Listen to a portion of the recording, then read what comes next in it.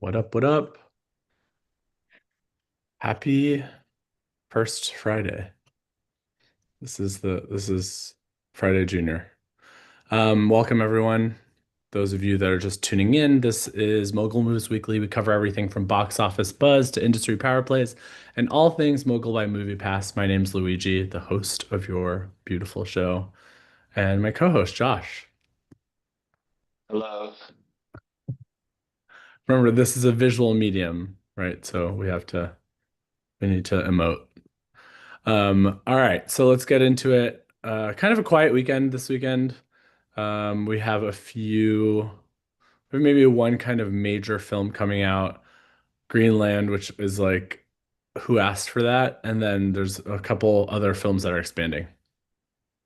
Yeah, the two releases that we're really seeing numbers for Greenland to somewhere in the like 11 to 16 range. So kind of bigger than I was expecting. And Primate in the 4 to 9 range. Um, I'm curious how both of those will do, how they'll hold up against the holdovers. Um, then there's a few like expansions. I Was a Stranger is an Angel Studios movie. It could do like 2 to 4, it seems like. Um, is This Thing On is going wide in a lot of places. I finally saw some showtimes for that near me, Yeah. but not seeing any Okay. like I'm not seeing any forecast numbers. So my expectation is that it'll be small. I'm guessing a lot of the people that wanted to see it already did, but I'll be curious how that shakes out this weekend. And then a few smaller releases that you noted here, All That's Left of You and The Chronology of Water. What do you know about those ones? Well, all that's left of you, I know, is like kind of it's set in Palestine, so that automatically makes it a bit controversial, I think, for people. Yeah. I know that it did well at, I want to say, Cannes, or maybe that was Chronology of Water that did well at Cannes.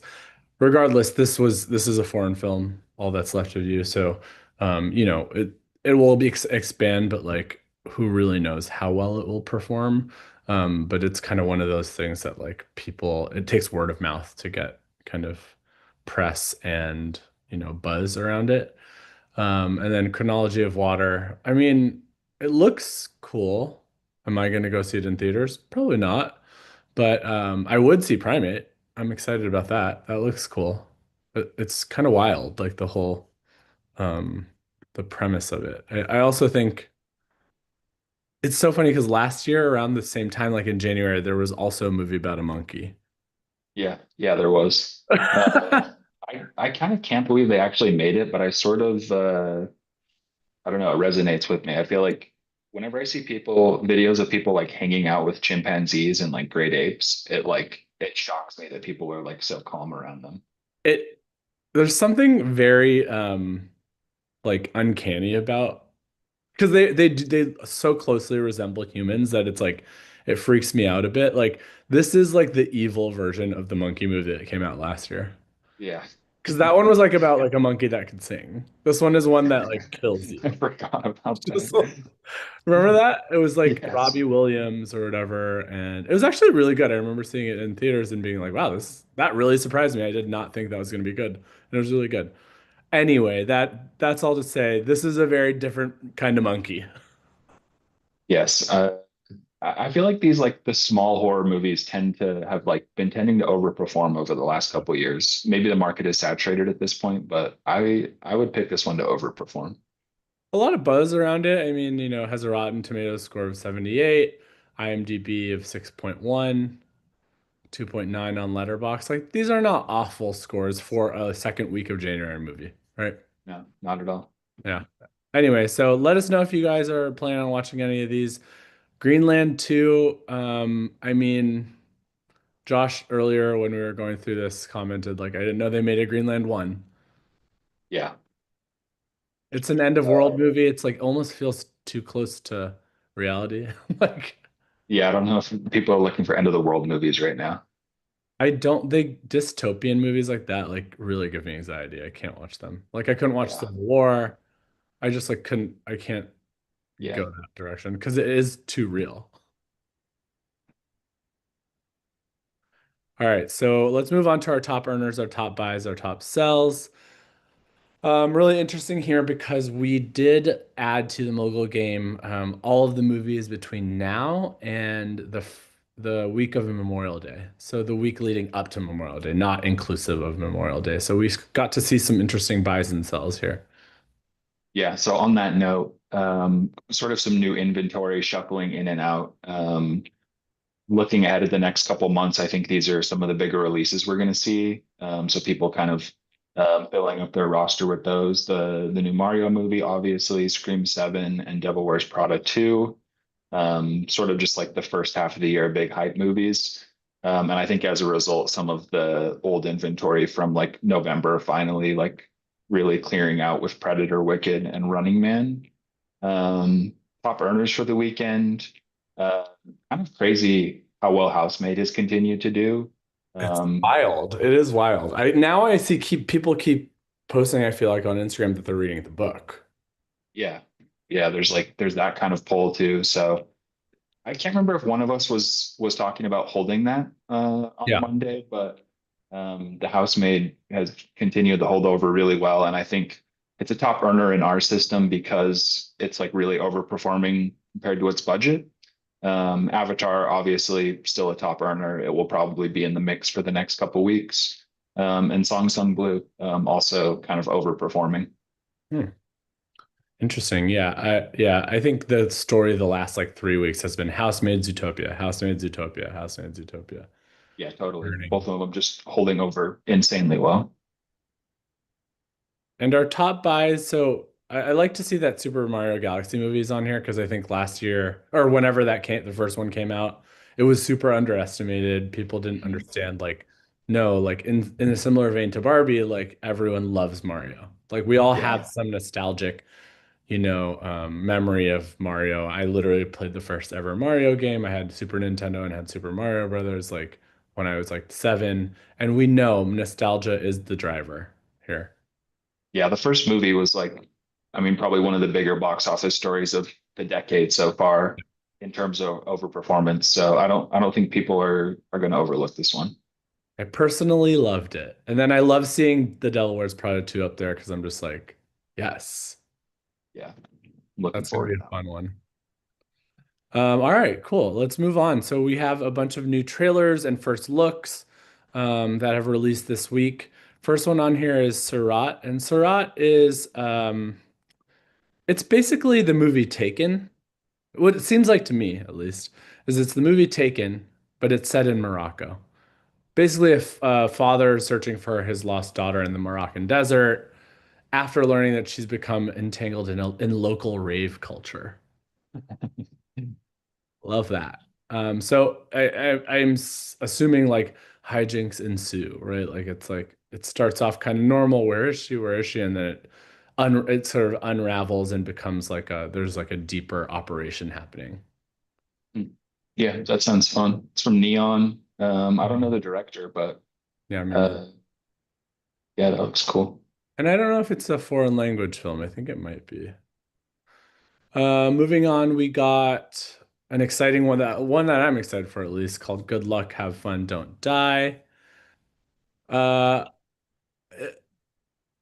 the story is interesting. It seems like it's really about similarly, there's a hostage situation that happens at an LA diner.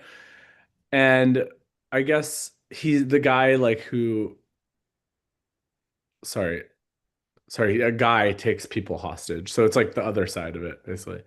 And he's saying that he's from the future and he must save them from AI. So kind of another one of those world is ending dystopian stories. I don't mind that as much, this type of like angle as much. And what I really like about this, if you guys watch the trailer, is the cinematography looks cool. Like it looks reminds me of like kind of like the Substance branding, like where it's like really in your face, like lots of flashes, lots of like interesting images, kind of like put together, um, collaged together. So I love that type of filmmaking. I think it Yeah, I keeps. was I was trying to remember who this director was. It's the director of the first three Pirates movies. Um, and kind of hasn't had anything like super big since. So it'll be interesting to see how this does. I feel like Sam Rockwell is always like yeah, he's like at this point he's just like a easy attraction. He's always interesting, like regardless of how the movie is, he's always like fun to watch. I mean, remember his incredible monologue in The White Lotus? I don't know if you Yes. like I've not remember. watched The White Lotus, but I have seen the monologue. Okay, yeah, exactly, exactly. Like he is an actor. I feel like he's incredible. As you can see in this picture, this still from the movie, there is bisexual lighting, which is that lighting when you're like red and blue. That's I Uh-huh. call it bisexual lighting. Yeah. So I'm gonna like it. I already know. Like just from the lighting alone. The next one is one that a new trailer literally just released today called it's called Undertone. It is, how do I put this? It's podcasts, but make it haunted. So it's kind of giving you a little bit of Sixth Sense vibes. Like I feel like the trailer kind of gives off Sixth Sense. It's like a topical thing. I feel like like maybe Neon, they just had like two like bat like hats with like words on them. They like picked one out or not Neon, sorry, A24, and they picked one out and it's like podcast and like the other one was like ghost thriller. Like it seems like an odd combo, but the trailer works. Yeah, I don't know, kind of like unfamiliar director, unfamiliar actors, but it's A24, so like A24 plus horror is, I think, still continues to be a recipe for success. They do know the formula, don't they? They get it. All right, next up, we got the a first look at Toy Story 5. Yes, there is a Toy Story 5. Yes, they are going up against in this version, they're going up there against their greatest enemy, which is, yes, a smart tablet. Tablet time. This is this summer, right? Yes, I think so. Uh, 2026. Yeah. Yeah. June, yeah, June 19, Mhm. 2026. Yep, yep, yep, yep. It's like what a read. Apple. I wonder like Tim Cook, you have 24 hours to respond. Like I'm excited for that. I mean, I love Toy Story movies. People are gonna love it. Pixar honestly needs a win. They haven't had one in a while, I feel like. Yeah, I Encanto. think so. I can't think of the last like clear, obvious classic, modern classic that they've released. No, I always say Encanto was their last great movie. And anyway, like we mentioned earlier, we got some new movies in there for you guys to play around with, to trade, to buy, to sell, etc. So head to mogulgame.moviepass.com if you want to play. We're extending the season through the beginning, or sorry, again, I keep saying the beginning of May, or I keep saying Memorial Day, through Memorial Day weekend. So you can sign up for free. We still have a 100K prize. Those of you who have been playing already, um, there will be a little extra bonus for you. Don't worry. Do not worry. Please go play. Mogulgame.moviepass.com. Josh, anything else before we No, go? lots of yeah, lots of new content in there. So go play around with it and have fun. All right, y'all. See you next week. You guys. Bye.